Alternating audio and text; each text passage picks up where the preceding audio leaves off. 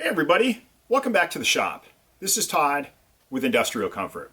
So this is video one of a two-part series where I make a salt and pepper mill. For this video, I'm going to go ahead and show you how to make this salt mill.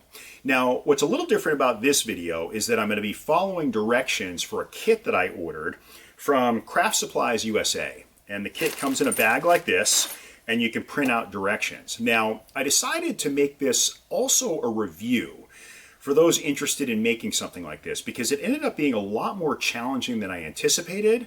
So I thought toward the end, or at the end, I would explain all the things that you need to be cognizant of if you decide to do a project like this. Now, few caveats. The first of which is I don't get paid to do reviews, and this channel is not yet monetized. This is purely my subjective opinion. The second of which is I'm sure these kits are all the same, irrespective of where you buy them from. So I'm sure that Craft Supplies USA, Rockler, Woodcraft, I'm sure they all use the same ones. So happy with how it came out, but there are some things that you really have to watch out for. So let's get started. At the end, I'll talk about the things that you need to be careful of. Okay, so I think I may have run into my first hurdle. The instructions for the salt mill call for a blank that is 2 3/4 inches thick by 1 inch longer than the project size, which in this case is 6 inches. Now, most of the wood that I get is slab lumber, and on a good day, that's going to be 2.5 inches thick. So if you don't want to laminate pieces of wood together, it's likely going to be fairly difficult to find a piece of wood that's 2 3/4 inches thick by the length of the project that you're working on, unless you have some bowl blanks or logs laying around. Now, I took a look at the instructions, and the largest hole that needs to be cored for this salt mill is 1 5/8 inches. So I believe that I think this is about 2 1/16 inches thick. It should be sufficient for the salt mill.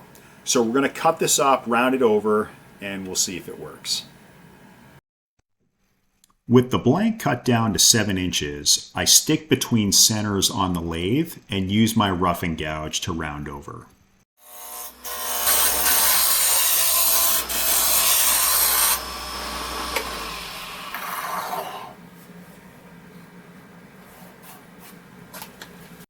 The next step in the instructions call for cutting 3 tenons in the blank. 1 tenon at the bottom of the blank, 1 tenon at the top of the blank, and then 1 tenon in the middle at the end of the spigot that will be at the end of the top of the mill head. Now the spigot needs to be 1/2 inch in length. So we'll need to cut the spigot first and then put the tenon on the top of the mill body. The instructions don't mention where to place the spigot on the mill body, so I decided to choose a location that I thought would work well for the size of mill head that I was looking for. And then I cut out a 1/2 inch long spigot by 1 1/16 inch in diameter.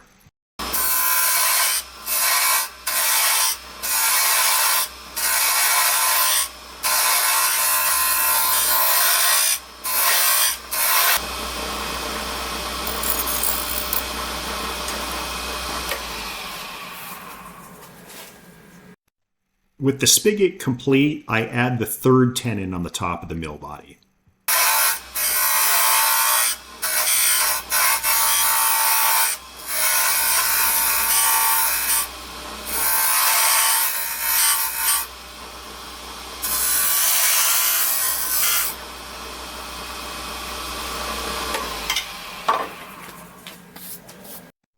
It's now time to remove the mill blank from between centers and install in the chuck.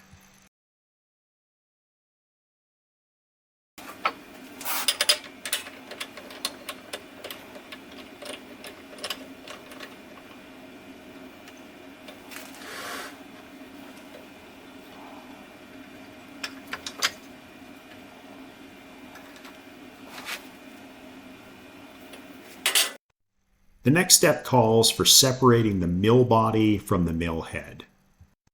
I use my parting tool to get 95% of the way through the blank, and then I use a small saw to cut the rest of the way through.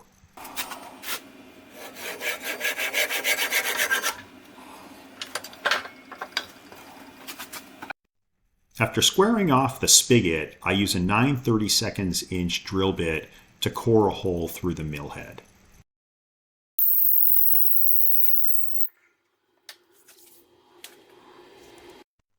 I swapped out the mill head for the mill body in the chuck, and I'm using a 1 5/8 inch Forstner bit to core a 1/2 inch deep hole in the mill body.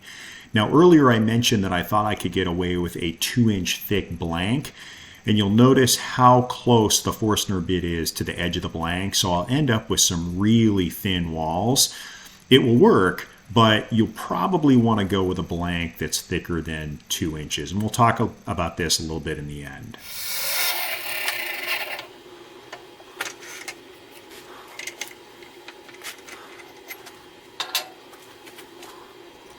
I swapped drill bits to a 1 1/16 inch Forstner bit.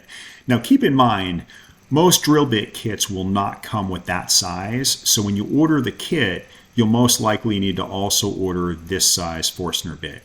Now I'll drill the hole from one end, and then I'll flip the mill body around in the chuck and core from the other end to complete the hole.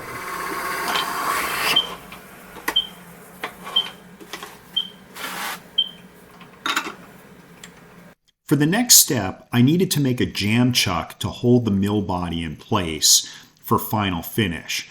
So it calls for a 3/4 inch long tenon by 1 5/8 inches thick.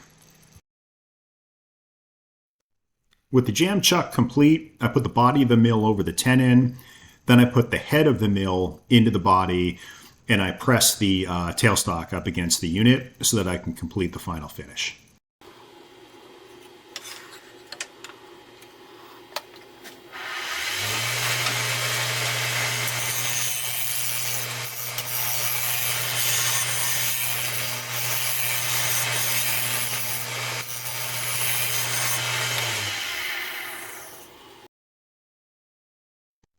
Off camera, I do a final shaping and contouring of the mill body before I take it over to my workbench to give the wood a final top coat. If you've seen any of my other videos, you know that I absolutely love True Oil as a final finish. So I'm going to apply a few coats here before we assemble the salt mill.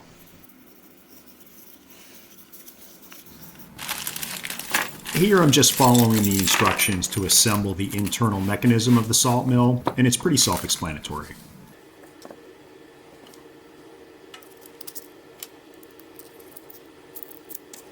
You may notice the small little holes at the bottom of the tenon here, and then I've also drilled a couple of holes off camera for the bridge that's going to hold the mechanism in place on the bottom of the mill body.